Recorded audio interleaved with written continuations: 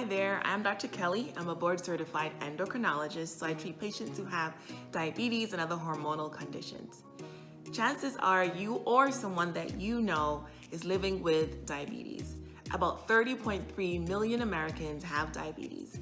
The vast majority, about 90 to 95%, have type 2 diabetes, and the remaining 5 to 10% have type 1 diabetes. Well, first thing, what exactly is diabetes?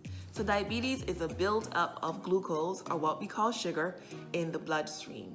Glucose is the main energy source for our cells, and insulin is the hormone that takes the glucose from the bloodstream into the cells where it's used for energy. What's the difference between type 1 and type 2 diabetes? In type 1 diabetes, the pancreas does not make insulin. However, in type 2 diabetes, the pancreas makes a lot of insulin. However, the insulin does not work. The key no longer fits the lock. We call this insulin resistance. And both type 1 and type 2 diabetes therefore leads to a buildup of glucose in the cells. Type 1 diabetes mainly occurs in children, teenagers, adolescents, and young adults, but it can occur at any time in your life. And type 1 diabetes occurs because of an autoimmune response. What do I mean by that? So our immune system makes antibodies that help to protect us from viruses, from bacteria, from things that are foreign to our bodies. However, in autoimmune illnesses, the immune system turns on our own bodies.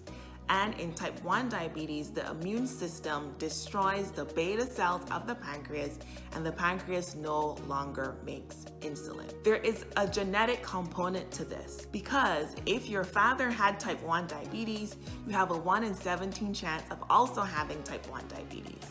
If your mother had type 1 diabetes before the age of 25, you have a 1 in 25 chance of getting type 1 diabetes. If she had it after the age of 25, however, your chance of getting type 1 diabetes is 1 in 100. What are the symptoms of type 1 diabetes? Symptoms include unexplained weight loss, increased urination, increased thirst, and blurred vision. And if you go on to develop what we call DKA, or diabetic ketoacidosis, which is very life-threatening, you can also have nausea, abdominal pain, vomiting, a fruity smell on your breath, and patients are extremely sick and can sometimes even go into a coma. How is type 1 diabetes treated? Currently, there's no cure for type 1 diabetes. Patients who have type 1 diabetes need insulin. If you don't have insulin, or you don't take your insulin when you have type 1 diabetes, you could potentially die. Tablets are not approved. Tablets don't work for type 1 diabetes. What about type 2 diabetes? So we said earlier, type 2 diabetes is caused by insulin resistance. And it turns out that type 2 diabetes has an even stronger genetic predisposition than type 1 diabetes. In type 2 diabetes, if one parent has diabetes, your risk is 1 in 4, 25% risk.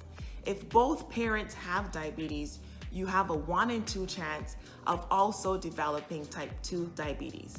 What are the risk factors for type 2 diabetes? If you're over the age of 40, if you have the family history, if you're sedentary, as well as if you are overweight or obese, you are at a higher risk. The symptoms are similar to type 1 diabetes: unexplained weight loss, increased urination, increased thirst, blurring of your vision, and fatigue. Type 2 diabetes typically, however, don't have DKA. How is type 2 diabetes treated? Type 2 diabetes can initially be treated with tablets. There are a variety of tablets that you can use, like metformin. That's usually the first drug that we prescribe for someone who has type 2 diabetes, in addition to lifestyle changes. And lifestyle changes include diet and exercise. If you have type 2 diabetes, you should be exercising a minimum of 150 minutes per week. That's half an hour, 5 days a week. You should also be cutting down the amount of carbohydrates that you have in your diet. Sometimes people can do well on just one tablet, but most often we give a combination of oral medications to treat diabetes. Type 2 diabetes is a progressive disease, meaning that eventually most patients do end up on insulin as well. So So this is the main difference between type 1 and type 2 diabetes.